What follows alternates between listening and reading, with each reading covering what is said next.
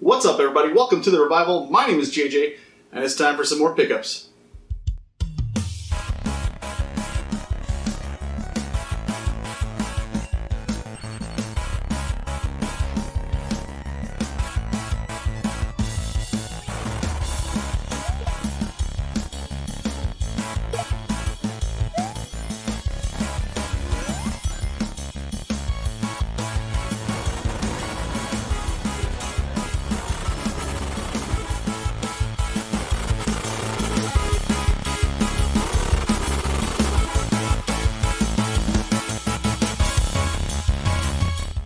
I haven't done a recent pickups video in a while, and you would think I'd have more. I just haven't been buying that many games lately, unfortunately. I've been trying to save a little bit of money, but also I have so much I still have to play, and I'm kind of trying to just focus on my backlog right now. Like, I've been playing just old stuff recently, for the most part, unless it's something brand new and I just have to try it out. With that said, the first couple of games that I got are new-ish. Assassin's Creed 3 and 4. 3 is the remastered version. So I have 3 on the Wii U, and I hadn't played it yet. I played 1 and the Ezio trilogy, so I'm kind of working my way through it. I was definitely late to the party on the Assassin's Creed series, so but I want to play them in order just because I enjoy doing that. And the American Revolution has always fascinated me, and so I really want to see what they do with this. And when I heard they were doing a remaster of 3, I was like, well, I'll just wait for that one, because that's going to be the better version, I would assume, to play, because they'll clean up things, because I heard some not so great things about it prior. So hopefully they have, cleaned things up a bit and worked on it. And then 4, I've heard, is fantastic, so I'm really looking forward to getting into that one too. So yeah, definitely looking forward to playing both of these at some point. Hopefully sooner rather than later. The next one is a game that I have had for a long time. However, if you watched my very minuscule original Xbox collection video, you'll know that I mentioned I couldn't find my Halo 2. Well, my friend Travis, I was talking to him about it, and I was like, yeah, I just did a video on my Xbox collection. I couldn't find my Halo 2. But I know I had it because we played the hell out of it. And he was like, I might have it. Sure enough, he had it. So he was able to took care of it, still in great condition. He was able to get it to me, and now I've got it back. So chalk that one up on the list of the original Xbox collection. The next few, so there's a game store that I very rarely go to, in Lawrence, Kansas, because it's about maybe a 45-minute drive for me, an hour maybe, depending on traffic. But it's really, really cool. It's called Game Nut, and it's just wall to wall, just every kind of gaming thing you could imagine. It's really, really neat. And I made a visit there a few weeks ago, and I was able to pick up a few things that I was like, oh heck yeah. So some of these are nostalgic, some of them are just ones that I wanted to try. First one up is a PS2 game, Red Dead Revolver. I love Red Dead Redemption 1 and 2, and I know this is kind of the first one that they had made that was kind of in the same vein. So I was like, I saw it there, they had it for a really good price. I was like, yeah, what the heck, I'll pick it up.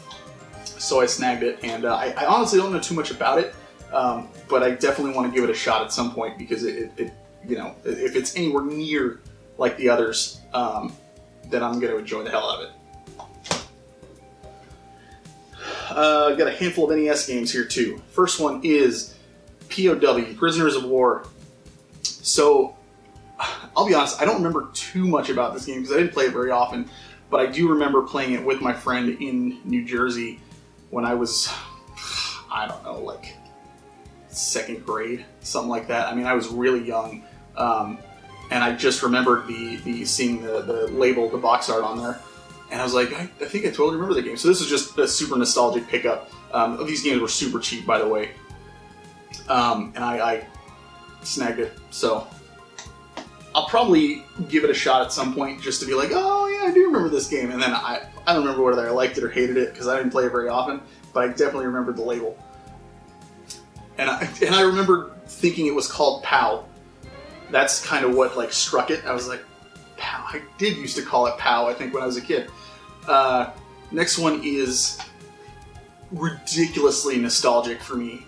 California games on the NES. There are just a handful of random mini games that are like hacky sack, and I think I want to say frisbee and surfing, I believe. And it's just like, it's not going to win any awards unless it did. I mean, prove me wrong, absolutely. But I would imagine anybody who played this now would be like, this game's garbage. But I remember having so much fun with this, and my cousins and I used to try and beat each other's scores and try to do well.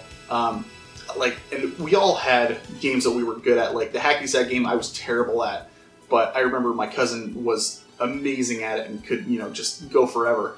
It was crazy. Really, really fun game. And I've looked for it before, but it was always way more than I wanted to spend. And they had it there, and it was right around what I was looking to buy, because every time I saw it out, I was like, oh my gosh, how is it that much? But they had it really, really, not cheap, but an acceptable price. And I was like, I'm going to get it because I want it. So yeah, super nostalgic though. I love that game. Another one that's super nostalgic for me, that's Skate or Die 2. So I'll be honest, I didn't play much of the single player on this, but I do remember literally hooking up an old TV like years later just so I could go in and do the Halfpipe portion of the game.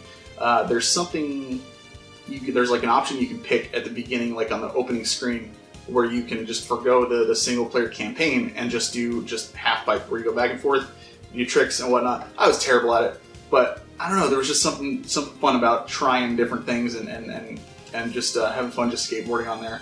I really, really like this. I want to say like, yeah, like you're like skating through malls and stuff and on sidewalks and like I said, I don't remember much about the single player campaign. The Halfpipe was where I spent most of my time, but I played this so much, and I had to get it again. I had to kick myself for it because I had a lot of games that I sold off for like $2 a piece when I was really young at a garage sale, and I just wanted money. And my friend had a garage sale, and I was like, do you think your parents would care? I was like, I don't know, maybe like 11, 12. Do you think your parents would care if I brought over some games and sold them? So I went over there, and I made like $80 off of games, selling these for like $2, $3 a game. And I thought that was like a ton of money, and now I look back and I'm like, oh yeah, there's so much that I sold off that I didn't want, like the Mega Mans, and oh my god, it was ridiculous. So I've been trying to recoup some of those. This was one of those that got sent away in that. So I'm really excited to have that again. Next one is a game. So this is Gotcha. It says Gotcha, the sport. And it's paintball. So I don't have like hardly any experience playing this game, but it is extremely nostalgic for me. And it's because I didn't play it. My cousin Steve had this. And every time I'd be over at their house and we were playing games and whatnot, and this always looked interesting to me, and he never let anybody else play it. He always said it was, you won't understand it. It's for older kids. You just won't get it. You're shooting people. There's always some excuse as to why we couldn't play it.